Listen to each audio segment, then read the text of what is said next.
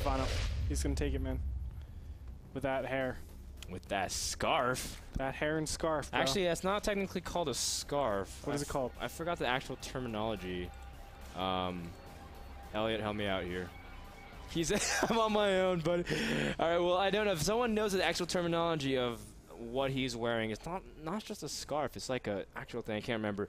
But Zenio, of course, always looking like a badass. As you can see, he's always turned to the side. And Zenio, it was actually from ZVZ that he got really popular, or really well known, because he faced off against Idra at the time, top foreigner, and he made his little cutthroat mark.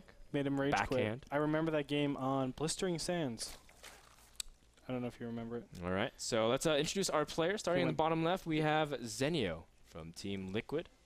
His name is Jung Min Choi. You're on your own there. No, it's totally. No, I remember that because I remember the first time I saw Zenio's name, I'm like, that looks a lot like MC's name, but it's Jung Min Choi. That's his name.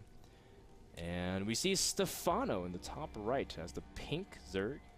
Now, I was just told that Stephano, he wears an ascot. That's what it's called. An ascot? Term. Thank you, Darren, for being so on top of that. Is that really called an ascot? Yeah. I used to wear those for band. Why'd you just laugh at me? I used to wear that for the fall-winter collection. I used to wear J. Crew. For my 7th and 8th grade band, man. It was the coolest thing in the world, okay?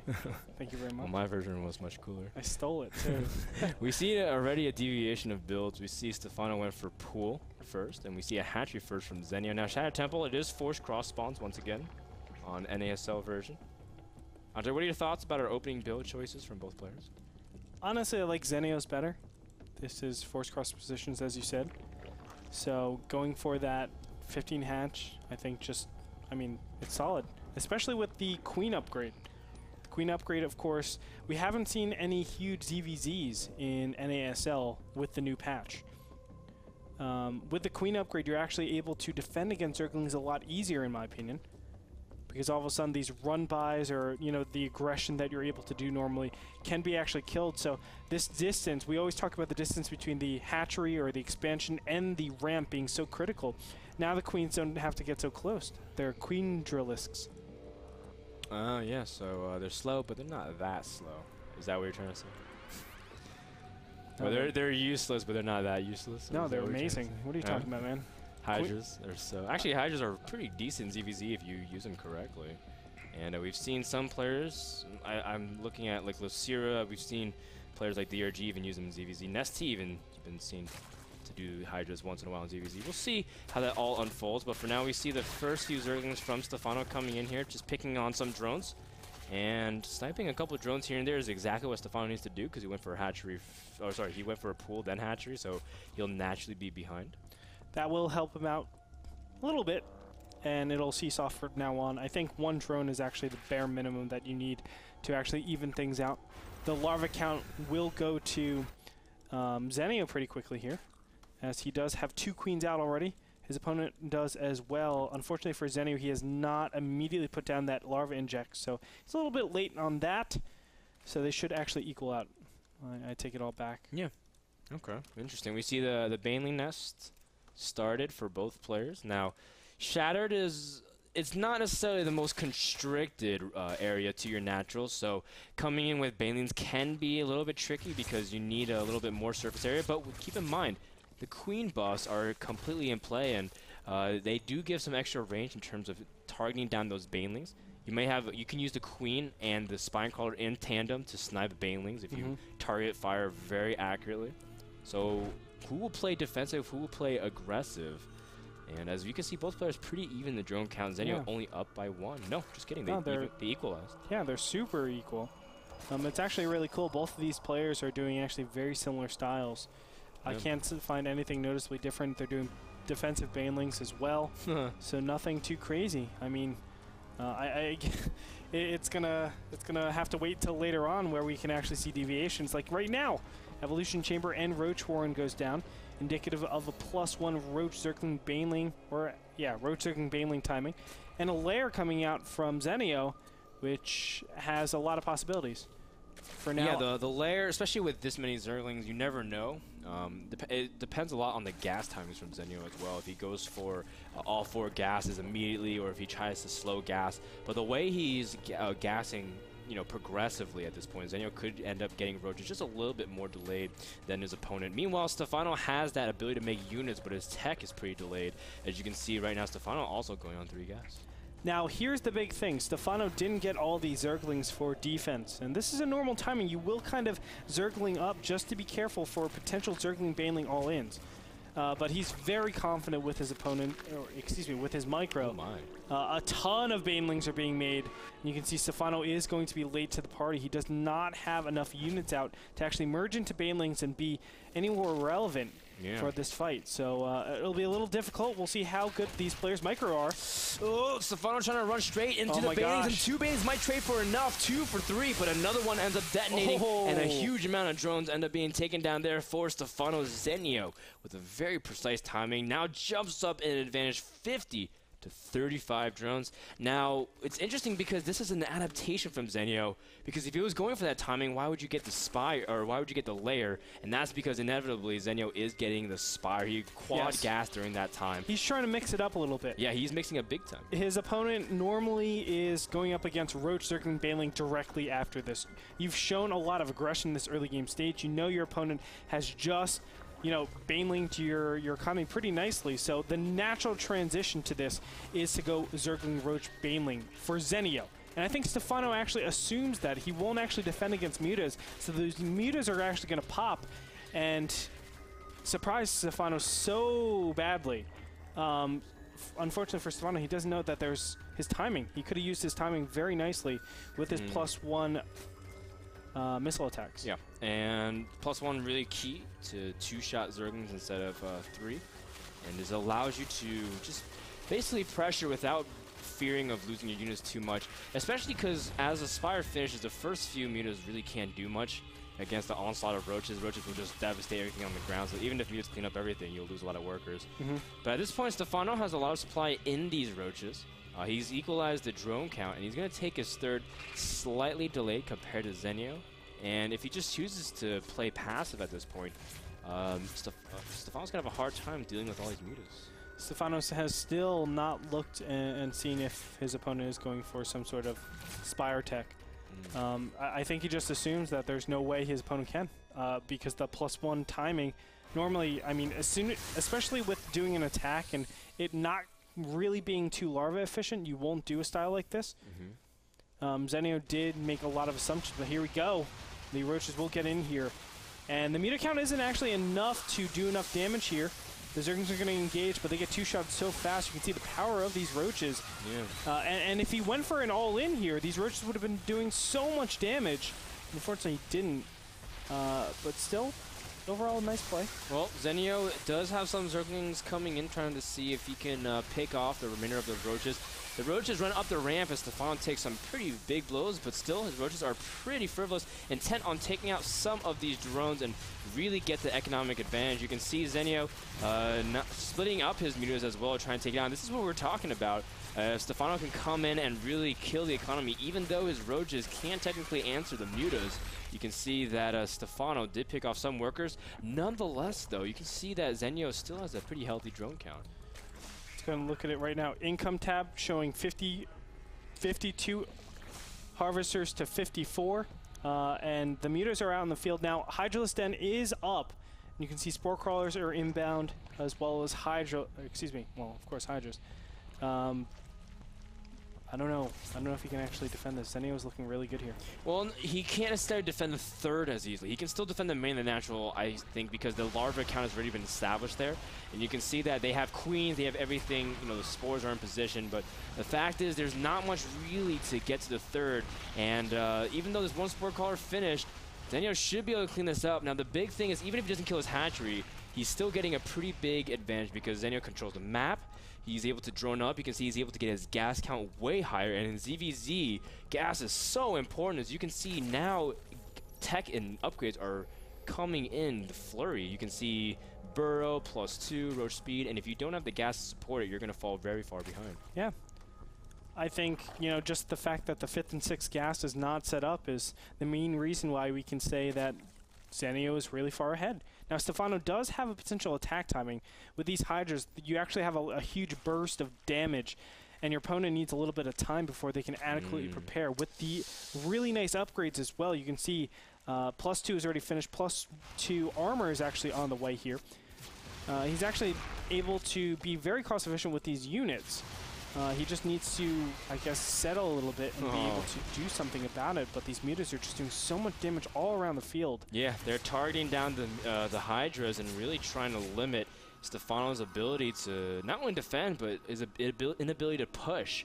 Yes. Because the big thing that kind of is a disincentive for Stephano to try to go for a huge push is that Hydras take so long to traverse the map. And the biggest point is you need a huge clump of Hydras to initially push, because reinforcing with Hydras is really tough compared to Roaches or Zerglings or whatever you want to get out. Yeah. But look at this from Zenio. He's already prepared a tech switch. His Roaches already have speed, and +2 will eventually finish, allowing him to catch up in upgrades at this point, as Stephano is still relegated to defend against these mutas. Oh, the mutas are actually going directly into the Hydras. A lot of them get chewed up over here.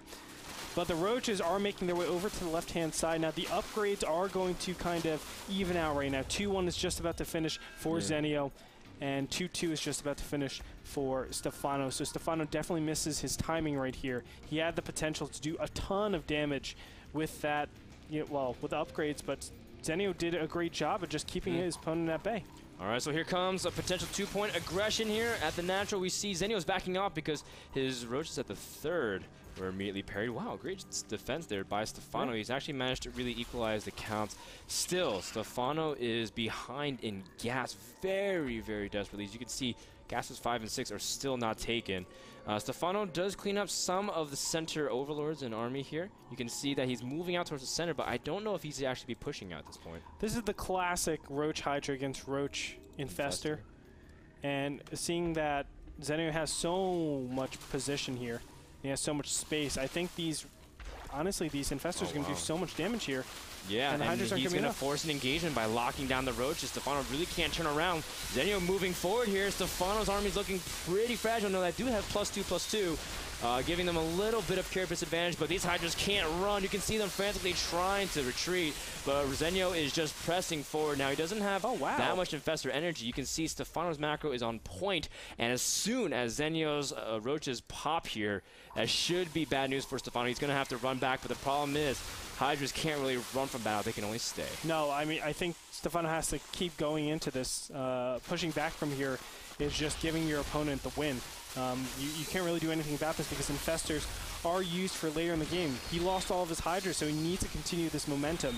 But this momentum is going to be stopped very nicely as Roaches and Hydras will aggress up onto the rest of the Hydras.